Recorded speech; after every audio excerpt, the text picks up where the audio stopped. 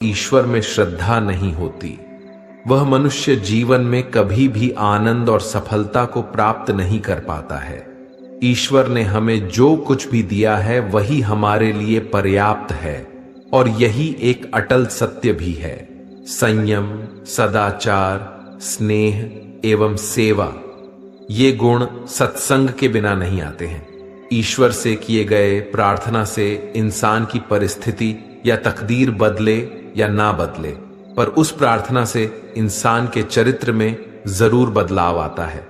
बात इतनी मधुर रखो कि कभी वापस भी लेनी पड़े तो आपको कड़वी ना लगे। खुद में थोड़ा स्वाभिमान होना जरूरी है, वरना लोग आपको वहां भी दबाने की कोशिश करेंगे जहां आपका अधिकार है। कोई एक महापुरुष ही आत्मा को आश्चर्य की भांति देखता है, वैसा ही दूसरा कोई महापुरुष ही इसके तत्व का आश्चर्य की भांति वर्णन करता है, तथा दूसरा कोई अधिकारी पुरुष ही इसे आश्चर्य की भांति सुनता है, और कोई तो सुनकर भी इसको नहीं जानता है।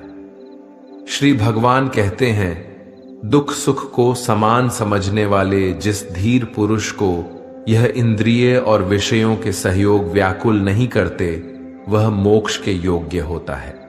जब तक तुम अपने आप से नहीं हार जाओ, तब तक दुनिया की कोई ताकत तुम्हें हरा नहीं सकती।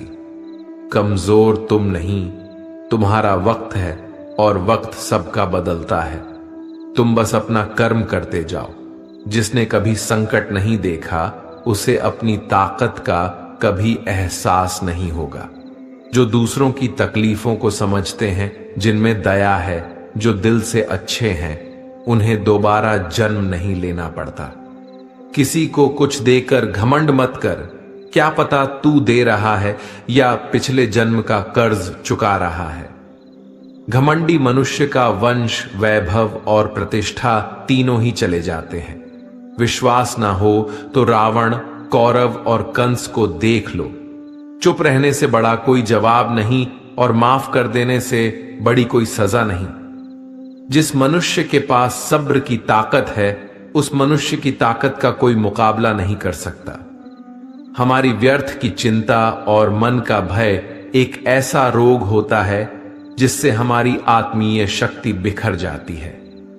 मनुष्य को जीवन की चुनौतियों से भागना नहीं चाहिए और ना ही भाग्य और ईश्वर की इच्छा जैसे बहानों का प्रयोग करना चाहिए। यज्ञ से बचे हुए अन्न को खाने वाले श्रेष्ठ पुरुष सब पापों से मुक्त हो जाते हैं, और जो पापी लोग अपना शरीर पोषण करने के लिए ही अन्न पकाते हैं, वे तो पाप को ही खाते हैं। अर्थात जो लोग ईश्वर को याद किए बिना अपने जिंदा रहने में ही लगे रहते हैं, उन्हें चोर समझना चाहिए। केवल ज्ञान ही एक ऐसा अक्षय तत्व है जो कहीं भी, किसी भी अवस्था में और किसी भी काल में मनुष्य का साथ नहीं छोड़ता। धरती पर जिस प्रकार मौसम में बदलाव आता है, उसी प्रकार जीवन में भी सुख दुख आता जाता रहता है। युद्ध हो या जीवन, सफलता केवल 3 शस्त्रों से प्राप्त होती है: धर्म, धैर्य और साहस। कोई भी मनुष्य जन्म से नहीं बल्कि अपने कर्मों से महान बनता है। कुछ पाना है तो खुद पर भरोसा कीजिए, क्योंकि सहारे कितने भी सच्चे और अच्छे हो, साथ छोड़ ही जाते हैं। मित्र गरीब है या अमीर, यह मायने नहीं रखता।